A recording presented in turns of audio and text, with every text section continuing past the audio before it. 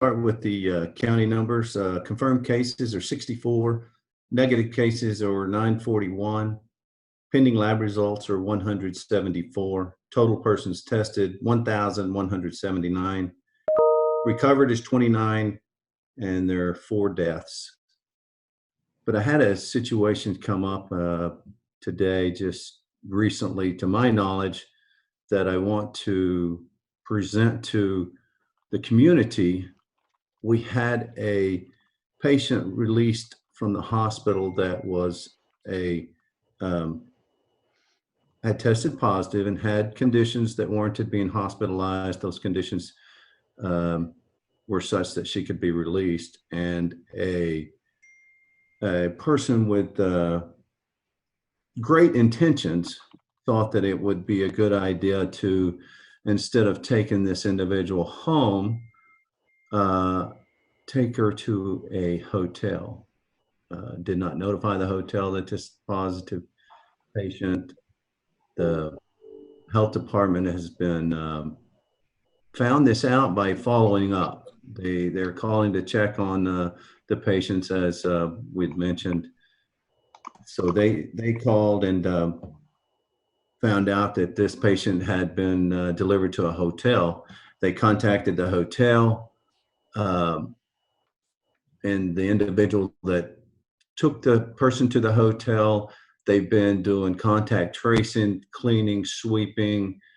So there's a big issue there. What I want to get out to the public, and the only information I have, I don't know the individual that took the patient. I don't know the hotel. I'm sure that information is forthcoming, but right now the most important thing that I want to do is to notify the public that even though you have great intentions, you need to follow the CDC guidelines. I mean, they are out there for our protection, and I know that this individual did this with great intentions, but we got to follow these guidelines so as not to create bigger issues, especially with the pending opening up of our community again. I mean, we've still got to follow all of these guidelines. One phone number that I will put out on this forum is the EOC phone number that you can call. If you want to do something for one of these patients, call and say, hey, this patient doesn't feel comfortable going home. Is there a place where I can take them? We have that place. So this number is 432-653-2461.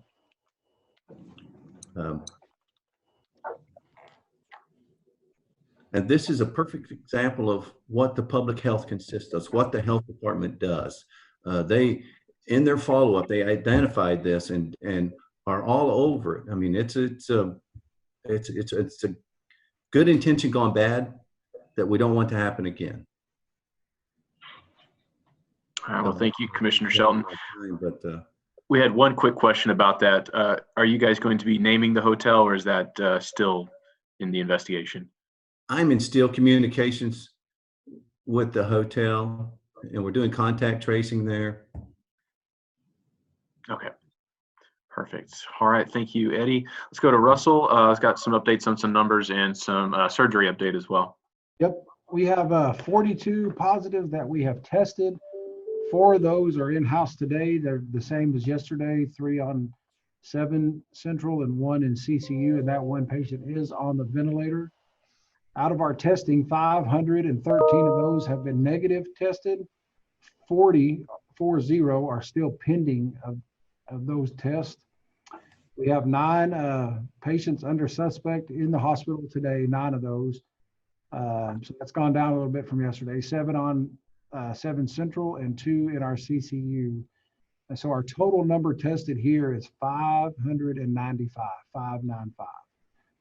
So that's some updates there. A few other things. We do have 2 patients in-house today that one is from Reeves County.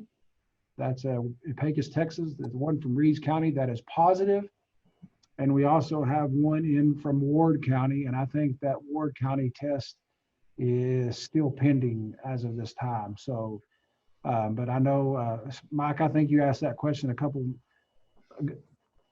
of Zoom meetings ago about out of county patients. So so those we're in discussion with those counties as well, and I think those patients were tested in those counties, and then they were sent to us, and then we got the result on those. So we do have 2 of those from out of Ector County. As Trevor mentioned, we also are going to make a move on our surgery starting Monday. We are going to open that up on a limited scale.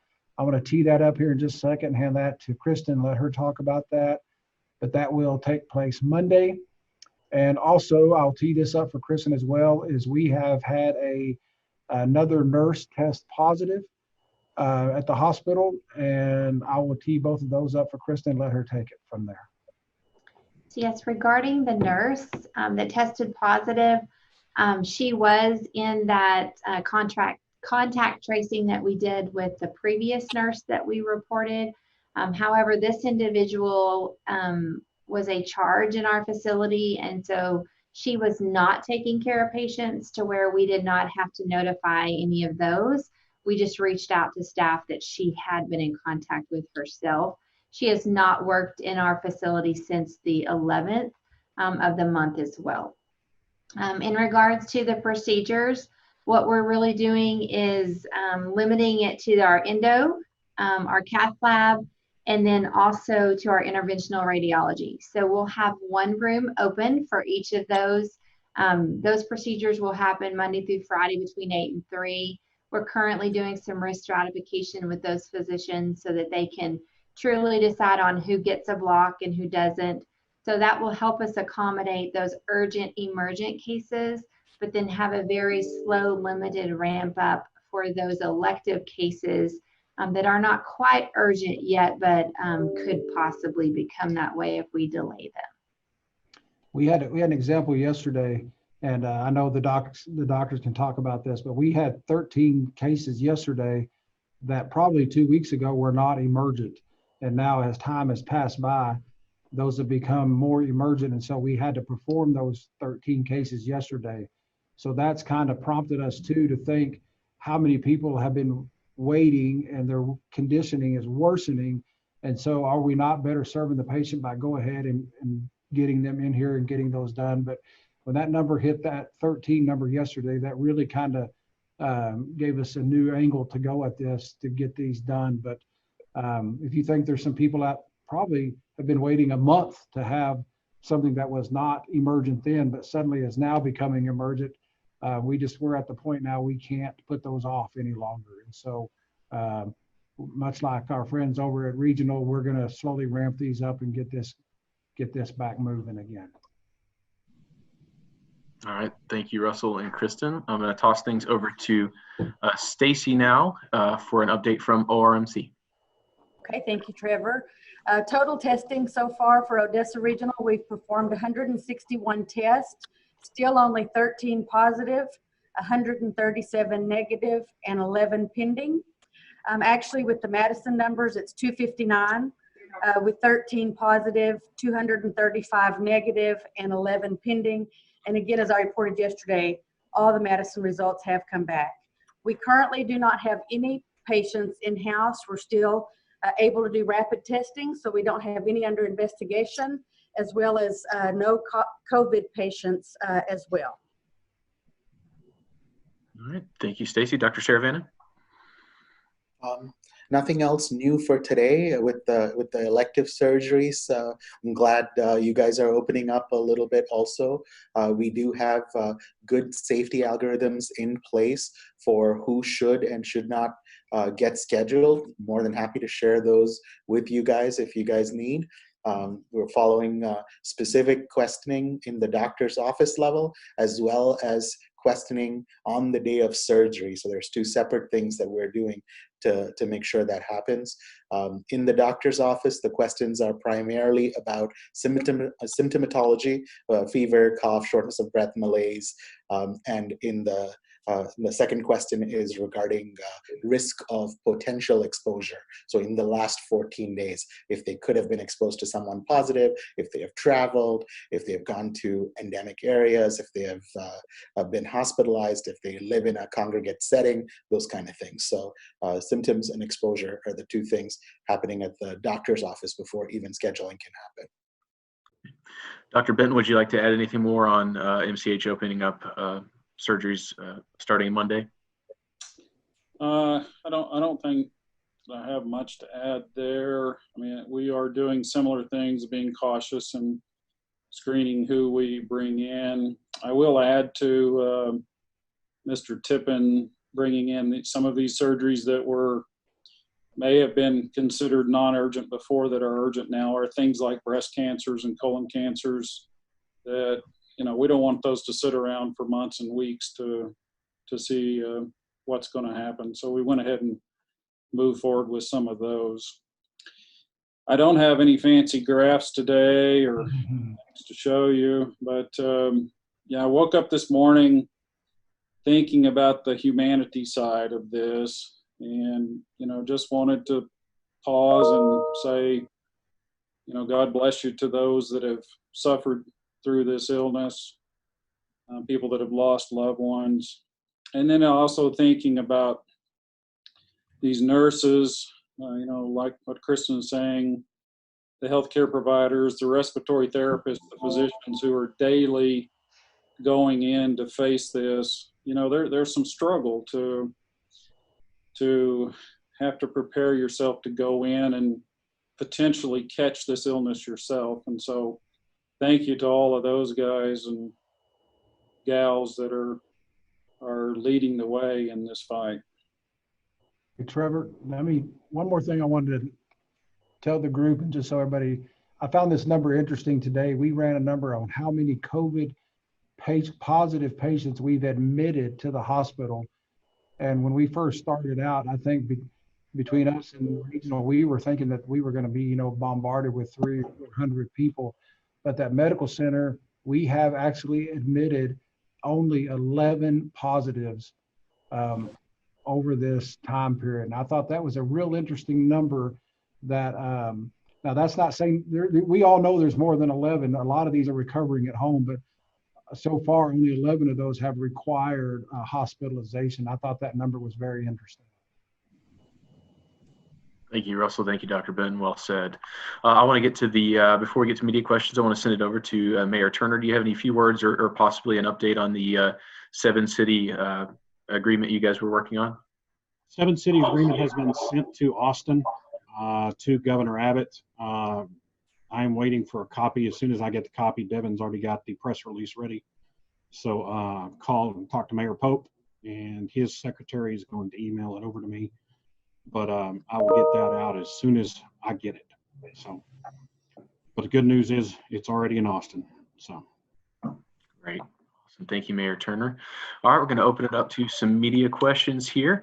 Looks like first on my list is we've got Danny. Danny. Hey, Trevor, before we get to the media, can I announce the new dashboard that the Of course. And Dr. Benton is kind of spearheading that, and I would ask him to kind of go over it right now, and that way if the media has any questions, they can ask on that as well. Perfect. I want to throw you under the bus, Dr. Benton. Do what? I'm going to throw the bus to you. Yeah, okay. Yeah, so I received a preliminary copy of the dashboard about an hour ago. And what it does is it takes total number of cases. Actually, when you go to the website, it will just have total number of cases and a little bit of breakdown data. But then when you click on that, it will take you into full report of data with breakdown for age ranges, average age, male, female, whether the patients had underlying conditions, whether or not they've recovered.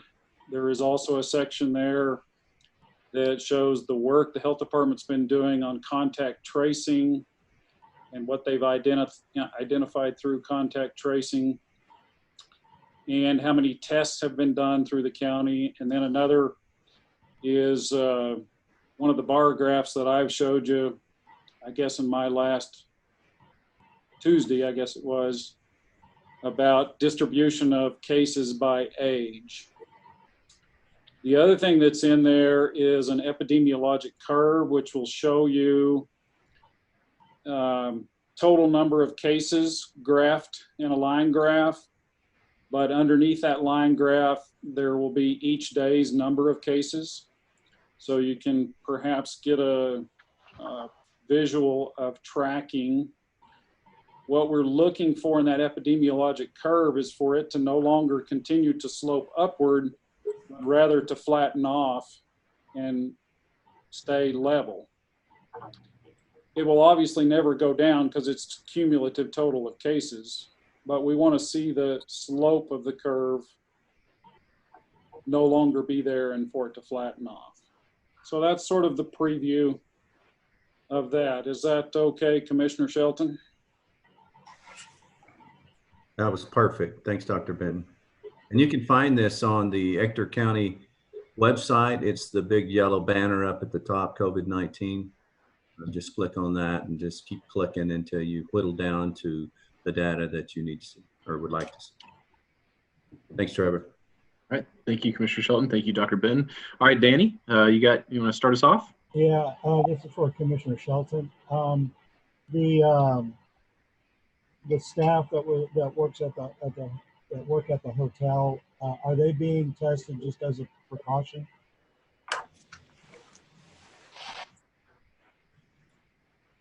Commissioner Shelton?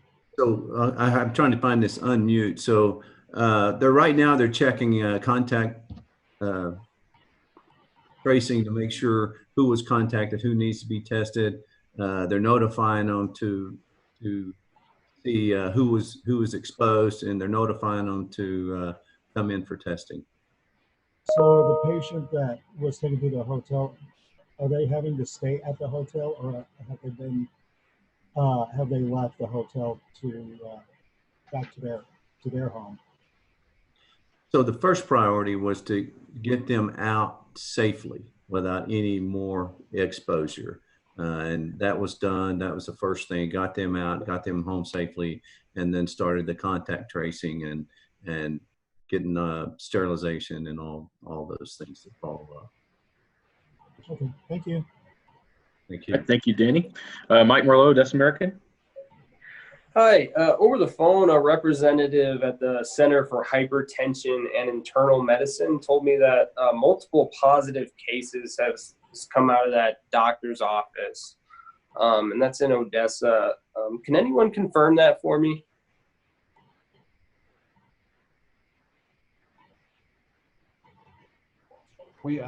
I can't confirm that. Can the county? Did you ask that question again? Yeah, a representative from the Center for Hypertension and Internal Medicine told me that multiple positive COVID-19 cases have come out of their doctor's office. Is that something that you can confirm? We can't really see any information that will be an identifier. So if you're getting it from that facility, then you can just assume that facility is taking liability for that information. Okay. Well, someone told me that they knew they were exposed to someone who had worked there. And they said it was a medical worker, and that neither the doctor's office or the county had reached out to them.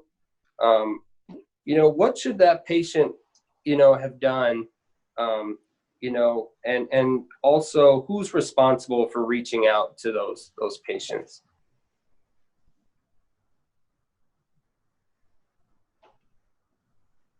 So first off, I listed that number. That number is a good number. If you think you've been exposed, then call that number and and we'll walk you through it. So any calls we get like that, we will start contact tracing immediately. Who have you been around? Who have you been in contact with? Where do you think you got it?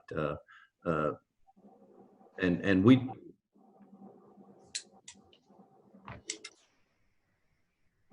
And as far as we know, we've contacted all the employees and patients that have been exposed. Okay. Is this somebody outside of that group, Michael? No, that is not. That's inside. Who had been, who had said that the phlebotomist who had passed away had taken their blood at that specific place, and that they found out that from CBS 7 on the news from the picture.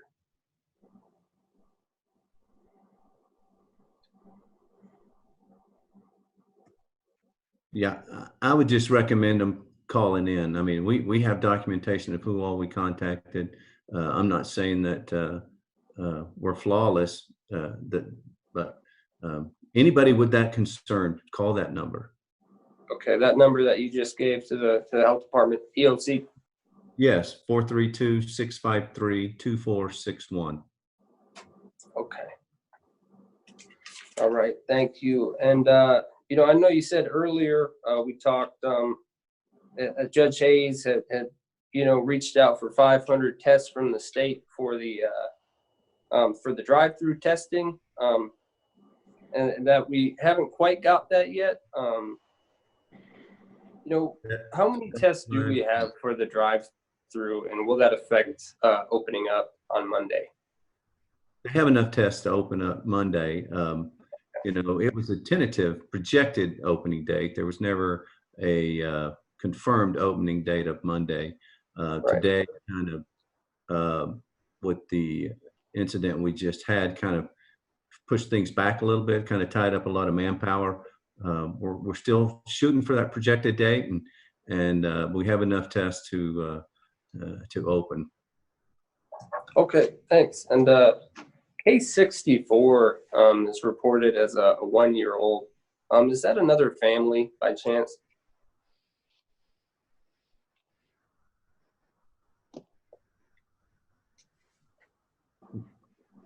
Yeah, we do not have a whole entire family that is exposed to that 1-year-old. We're still working on that. Okay. Thank you. That is all that I got. All right. Thanks, Mike. Next, we got Scott. Newt. Commissioner, can you send out an email describing how the drive-through is going to work, so we can do a story, and if people call, we know the procedure, and just some more detail about how it's all going to work? Because I got a feeling people are going to say, well, I'll just go over to Coliseum and get checked, and that's something I don't think y'all want. Scott, then you're exactly right. And when I reached out today, I think all he said, I heard was Commissioner. I think he asked just for more details. I don't know if he heard the original, the hotel case, what had happened. That's right.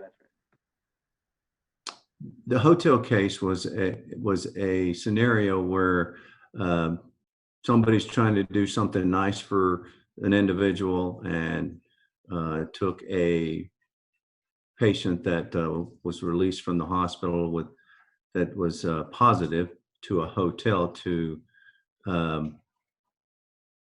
isolate and recover, and not understanding or realizing that patient was still positive. I'm assuming that they thought once she's released from the hospital that she's no longer positive, and so once the county contacted to see how she was recovering and found out she was in a hotel, well, then things went into a crisis mode, and we contacted everybody for contact tracing, and we're trying to